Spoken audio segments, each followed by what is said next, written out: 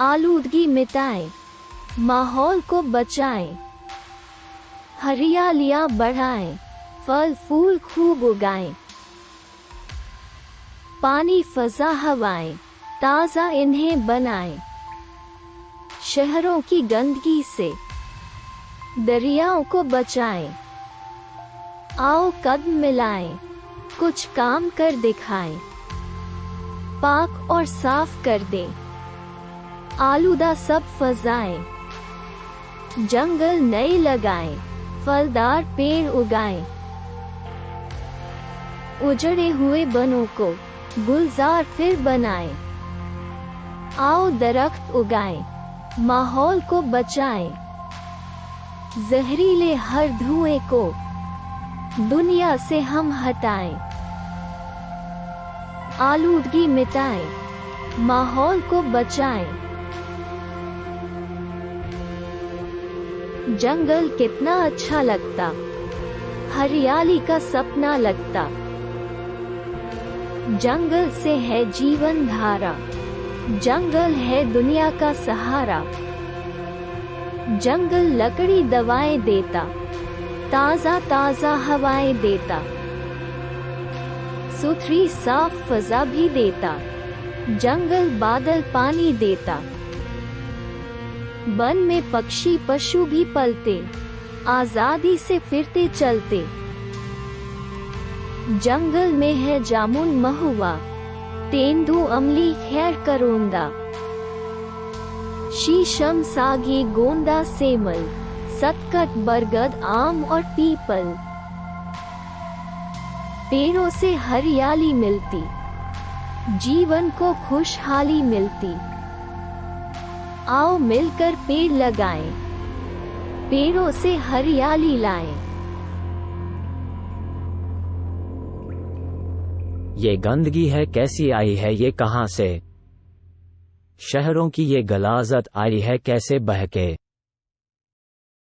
दम घुट रहा है मेरा बदबू है जानलेवा, गिरता है मुझ में आके शहरों का गंदा नाला, पाकीज़ा मुझको कर दो करके मेरी सफाई, मेरा भी फायदा है इंसान की भी भलाई,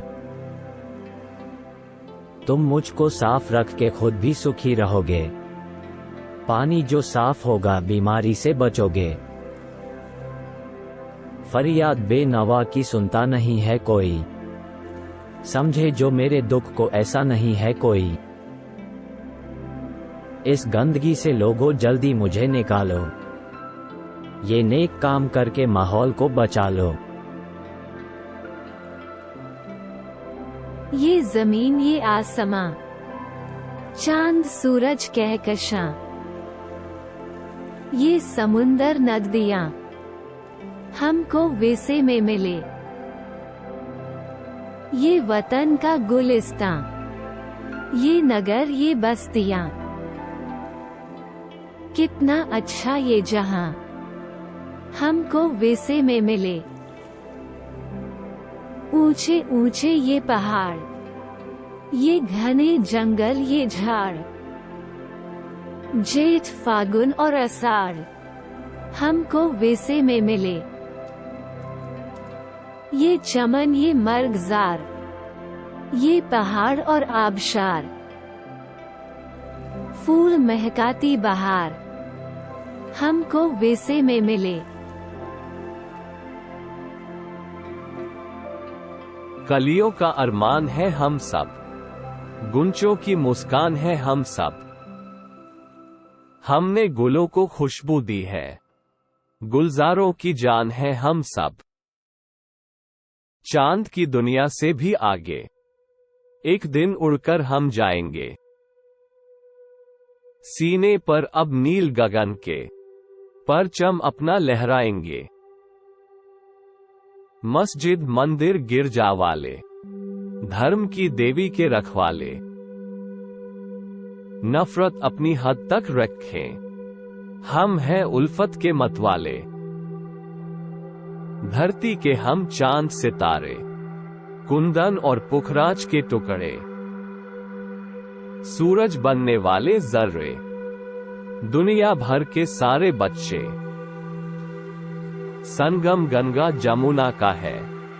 राम मोहम्मद डिसोजा है।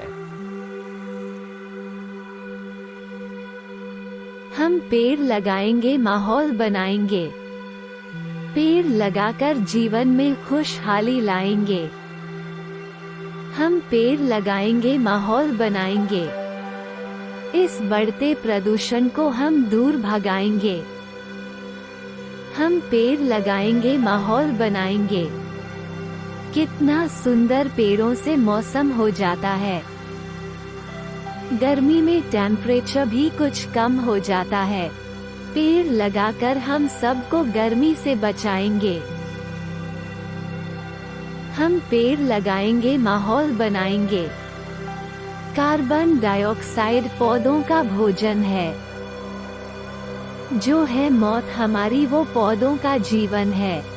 ऑक्सीजन भी हम सब इन पौधों से पाएंगे। हम पेड़ लगाएंगे, माहौल बनाएंगे। पेड़ हमारी धरती को कटने से बचाते हैं। पेड़ ही रेगिस्तानों को बढ़ने से बचाते हैं। पेड़ लगाकर धरती को गहने पहनाएंगे। हम पेड़ लगाएंगे, माहौल बनाएंगे।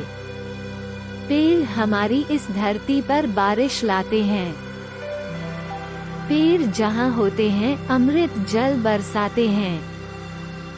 गर्मी के मौसम में हम बारिश में नहाएंगे।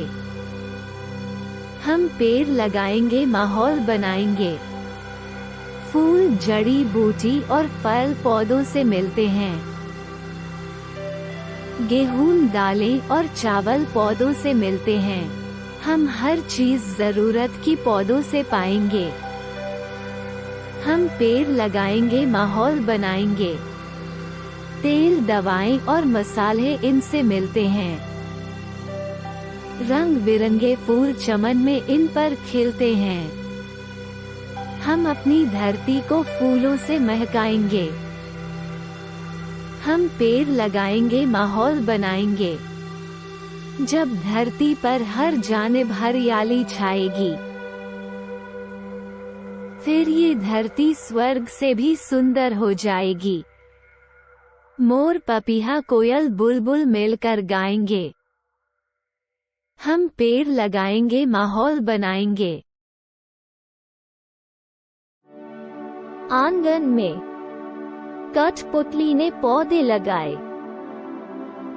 इसमें निकले फूल रंग बिरंगे,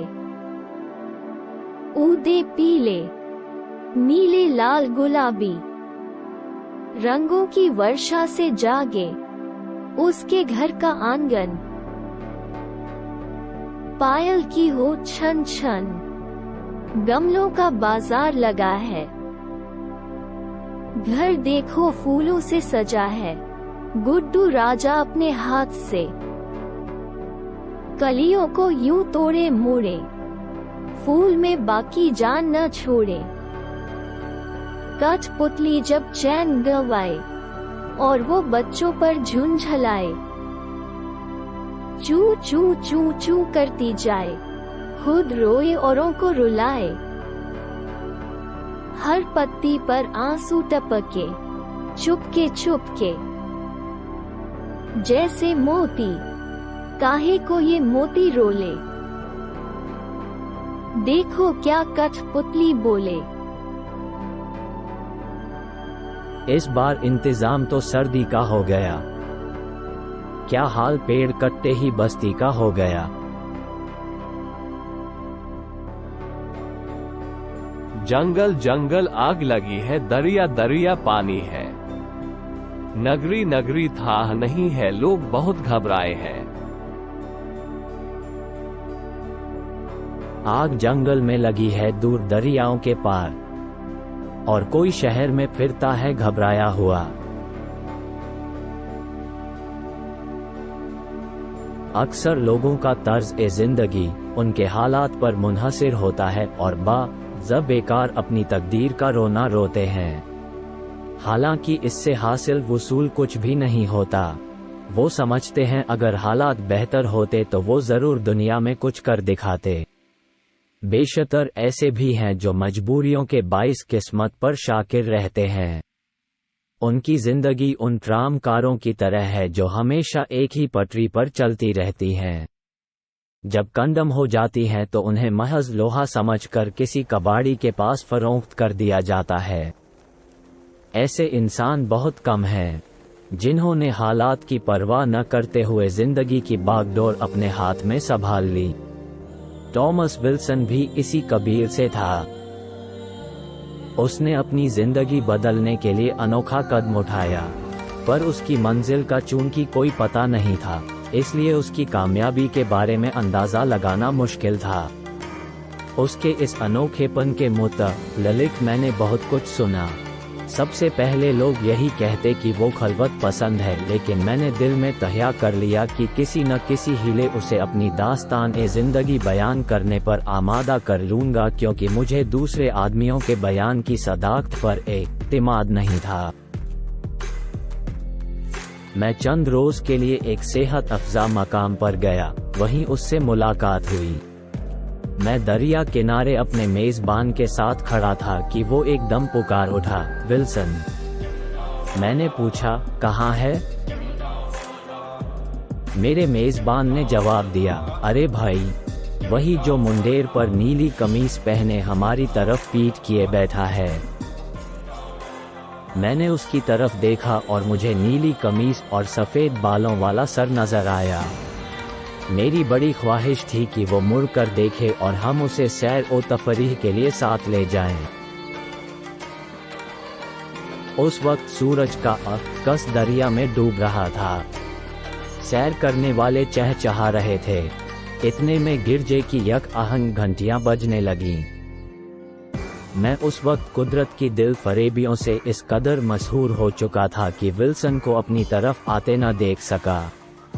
जब वो मेरे पास से गुजरा तो मेरे दोस्त ने उसे रोक लिया और उसका मुझसे तारुफ कराया।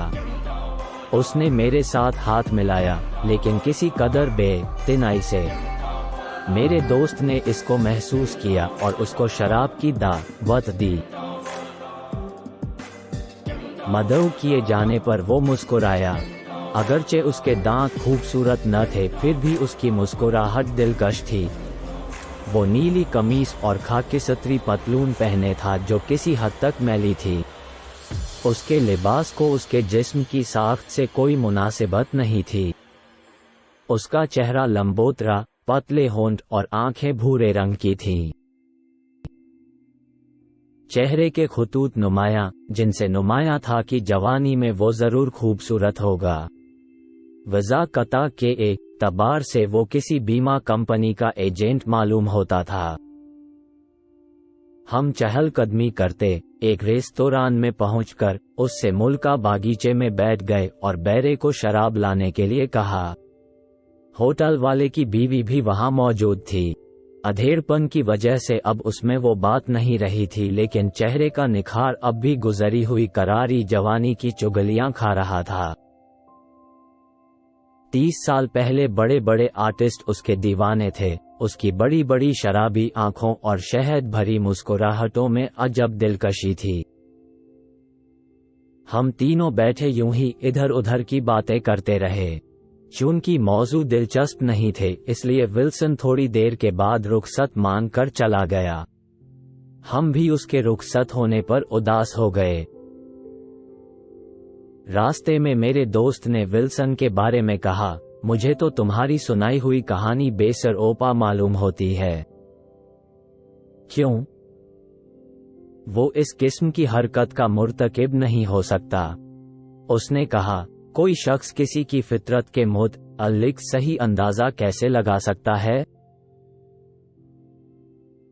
मुझे तो वो आम इंसान दिखाई देता है जो चंद महफूज किफालतों के सहारे कारोबार से अलहदा हो चुका है।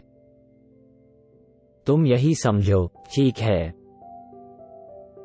दूसरे दिन दरिया किनारे विल्सन हमें फिर दिखाई दिया। भूरे रंग का लिबास पहने, दांतों में पाइप दबाए खड़ा था। ऐसा मालूम होता था कि उसके चेहरे की झुर्रियों और सफेद बालों से भी जवानी फूट रही है। हम कपड़े उतारकर पानी के अंदर चले गए। जब मैं नहाकर बाहर निकला तो विल्सन जमीन पर औंधे मुंह लेटा कोई किताब पढ़ रहा था। मैं सिगरेट सुलगाकर उसके पास गया। उसने किताब से नजरें हटाकर मेरी तरफ देखा और पूछा, बस नहा चुके? मैंने जवाब दिया, हाँ, आज तो लुत्फ आ गया। दुनिया में इससे बेहतर नहाने की और कोई जगह नहीं हो सकती। तुम यहाँ कितनी मुद्दत से हो? उसने जवाब दिया, 15 बरस से। ये कहकर वह दरिया की मचलती हुई नीली लहरों की तरफ देखने लगा। उसके बारीक होंठों पर लतीफ सी मुस्कुराहट खेलने लगी। पहली बार यहाँ आते ही मुझे इस जगह से मोहब्बत हो गई। तुम्हें उस जर्मन का किस्सा मालूम है जो एक बार यहाँ लंच खाने आया और यहीं का होके रह गया? वो 40 साल यहाँ रहा। मेरा भी यही हाल होगा। 40 बरस नहीं तो 25 तो कहीं नहीं गए। मैं चाहता था कि वो अपनी गुफ्तगू जारी रखी।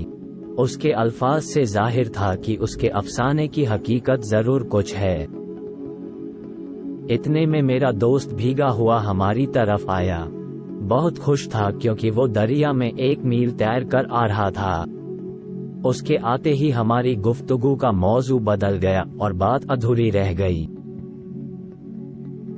उसके बाद विल्सन से मुतद्दिद बार मुलाकात हुई। उसकी बातें बड़ी दिलचस्प होती। वो इस जजीरे के चप्पे चप्पे से वाकिफ था।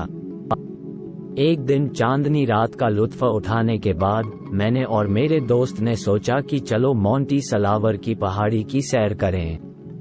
मैंने विल्सन से कहा कि आओ यार, तुम भी हमारे साथ चलो। विल्सन ने मेरी दावत कबूल कर ली, लेकिन मेरा दोस्त नासाजी ए तब का बहाना करके हमसे जुदा हो गया। खैर, हम दोनों पहाड़ी की जानिब चल दिए और इस सैर का खूब लुत्फ उठाया। शाम के धुंधलके में थके मांदे भूखे सराय में आए। खाने का इंतजाम पहले ही कर रखा था जो बहुत लजीज साबित हुआ। शराब अंगूर की थी। पहली बोतल तो सिवैयां खाने के साथ ही खत्म हो गई। दूसरी के आखिरी जाम पीने के बाद मेरे और विल्सन के दिमाग में बैक वक्त ये ख्याल समाने लगा कि जिंदगी कुछ ऐसी दुश्वार नहीं। हम उस वक्त बागीचे में अंगूरों से लदी हुई बेल के नीचे बैठे थे। रात की खामोश फजा में ठंडी हवा चल रही थी। सराय की खादिमा हमारे लिए पनीर और इंजीरें ले आई। विल्सन थोड़े से वक्फे के बाद मुझसे मुखातिब हुआ, हमारे चलने में अभी काफी देर है। चांद कम अज कम 1 घंटे तक पहाड़ी के ऊपर आएगा। मैंने कहा, हमारे पास फुर्सत ही फुर्सत है। यहाँ आकर कोई इंसान भी जलत के मुतल्लिक नहीं सोच सकता। विल्सन मुस्कुराया, फुर्सत? काश लोग इससे वाकिफ होते। हर इंसान को ये चीज मुफ्त मयस्सर हो सकती है, लेकिन लोग कुछ ऐसे बेवकूफ हैं कि वो इसे हासिल करने की कोशिश ही नहीं करते। कमबख्त इतना समझने के भी अल नहीं कि काम करने से गर्ज सिर्फ फुर्सत हासिल करना है। शराब का असर उमूमन लोगों को गौर व फिक्र की तरफ ले जाता है। विल्सन का ख्याल अपनी जगह दुरुस्त था, मगर कोई अछूती और अनोखी बात नहीं थी। उसने सिगरेट सुलगाया और कहने लगा, जब मैं पहली बार यहाँ आया तो चांदनी रात का समा था। आज भी वही 14वीं का चांद आसमान पर नजर आएगा। मैं मुस्कुरा दिया, जरूर नजर आएगा। वो बोला, दोस्त, मेरा मजाक न उड़ाओ।